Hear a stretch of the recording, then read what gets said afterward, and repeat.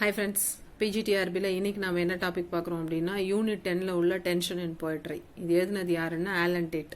Alan டேட்டோட full name என்ன அப்படின்னா ஜான் ஆர்லி ஆலன் டேட். அவர் எப்போ பிறந்திருக்காரு அப்படின்னா நவம்பர் 1899ல பிறந்திருக்காரு. சரிங்களா? இவர் வந்து அமெரிக்கன் போயட், எஸ்ஏயிஸ்ட், கமாண்டேட்டர்ல சொல்றாங்க. இவர் வந்து போயட் லாரட்டாவும் இருந்திருக்கிறாரு. எப்போ அப்படின்னா 1943 to 1944 அவர் போயட் லாரட்டா இருந்திருக்காரு. Described and enforced atheist. அவர் டெஸ்கிரைப் பண்ணது என்ன அப்படின்னா என்ஃபோர்ஸ்ட் ஏத்திஸ்டும் ஜாயிண்ட் பொலிட்டிக்கல் குரூப்ல ஜாயின் ஆகிறாரு. எதில் அப்படின்னா சதர்ன் அக்ராரியன்ஸ்ல. அப்புறம் ஃபர்ஸ்ட் புக் போயட்ரி என்ன அப்படின்னா mister Pope and other poems. அதுதான் அவரோட ஃபர்ஸ்ட் புக். சரிங்களா?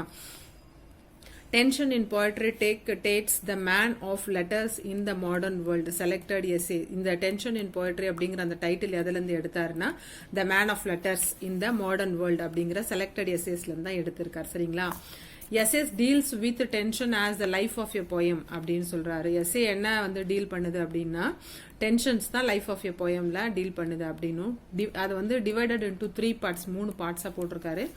என்ன அப்படின்னா டீல்ஸ் வந்து பாத்தீங்கன்னா fallacy of communication in poetry with example. இதுக்கெல்லாம் பின்னாடி எக்ஸாம்பிள் கொடுப்பாரு ஆத்தரோட. சரிங்களா? டீல்ஸ் வந்து ஃபேலசி ஆஃப் கம்யூனிகேஷனும் டிஃபைன்ஸ் வந்து tension in poetry and explain its importance in poetry with example. சரிங்களா? ஃபைனல் எக்ஸாம்பிள் என்ன அப்படின்னா significance of tension and poetry. சரிங்களா? இது 3 தான் வந்து பார்ட் 1, பார்ட் 2, பார்ட் 3 நம்ம பார்க்க போறோம். சரிங்களா?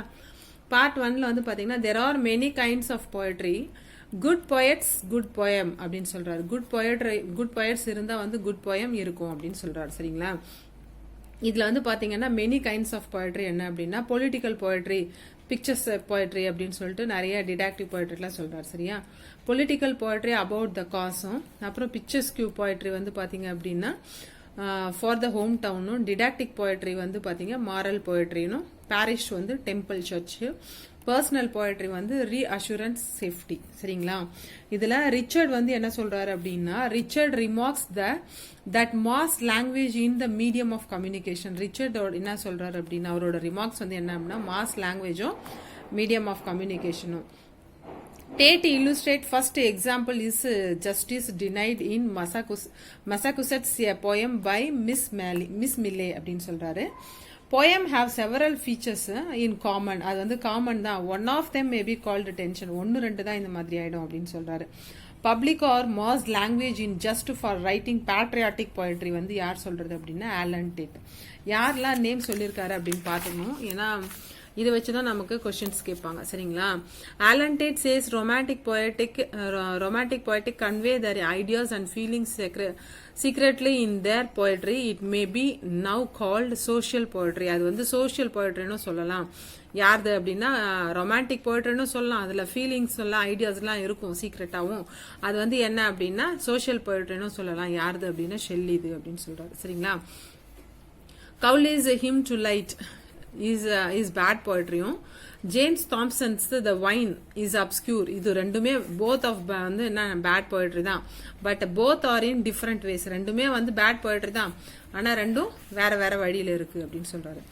த poem has a right poetic language but it is lacking in tension அப்படின்னு சொல்றாரு. The vine failure in denotation, him to light failure in connotation சொல்றாங்க. இது ரெண்டுமே இதுதான் வந்து லாஸ்ட் இயர் கொஸ்டின் இந்த டாபிக்ல இருந்து. சரிங்களா? இது வரைக்கும் நம்ம பார்த்தது ஃபர்ஸ்ட் பாயிண்ட். பார்ட் 2ல வந்து பாத்தீங்கன்னா he states good poetry is a unity of all the meanings from the farthest extremes of intention and extension. இதுல இன்டென்ஷன் அண்ட் எக்ஸ்டென்ஷன் என்ன அப்படின்னா valediction forbidding mourning is a fine example. Says boldly done offers me examples of tension in imagery easier for the exposure than greater passages in Shakespeare அப்படின்னு. ஷேக்ஸ்பியரோட greater பேசேஜும் அந்த டன்னோட ஆஃபர்ஸையும் எக்ஸாம்பிளா சொல்றாரு அந்த டென்ஷனுக்கு. Wishes வந்து பாத்தீங்க அப்படின்னா அர்னால்டியன் டச் ஸ்டோன் மெத்தட் வந்து பாத்தீங்கன்னா கிரேட்னஸ் ஆஃப் போயட்ரி அப்படின்னு சொல்லுவாரு. Wishes to use the Arnoldian touchstone method to text the greatness of போயட்ரினும், மெட்டாபிசிக்கல் போயட்ஸ் வந்து பாத்தீங்கன்னா பிகின்ஸ் அட் த எக்ஸ்டென்சிவ்னும் எண்ட் வந்து டினோட்டிங்கும் அப்படின்னு சொல்றாரு. சரிங்களா? த ரொமான்டிசிஸ்ட் ஆர் சிம்பிளைஸ்ட் வந்து என்ன அப்படின்னா இன்டென்சிவ் வந்து பாத்தீங்கன்னா எண்டும், each tries to push is meaning as far as possible towards the opposite end சொல்றாரு. சரிங்களா? இது வரைக்கும் நம்ம பார்ட் 1, பார்ட் 2 பார்த்தோம். இது வந்து பார்ட் 3. பார்ட் 3ல எக்ஸாமின்ஸ் வந்து என்ன அப்படின்னா டாண்டியோட டிவைன் காமெடி தான் மோர், அதுதான் சொல்றாரு. மோர் அண்டர்ஸ்டாண்டிங்காகவும் இருக்கும். Third reading such are the connective value of the words used by Dante அப்படின்னு சொல்றாரு, அவரோட அந்த டிவைன் காமெடி பத்தியும். According to him Dante is the best poet. Dante தான் வந்து பெஸ்ட் போயட்னும். டென்ஷன் கிவ்ஸ் போயட்ரி இட்ஸ் மீனிங்னு சொல்றாரு.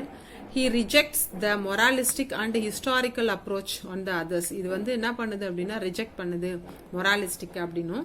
Literature is not applied psychology. Literature வந்து என்ன பண்ண முடியாது, சைக்காலஜி அப்ளை பண்ண முடியாதுன்னு ரிச்சர்ட் திங்க் பண்றாரு.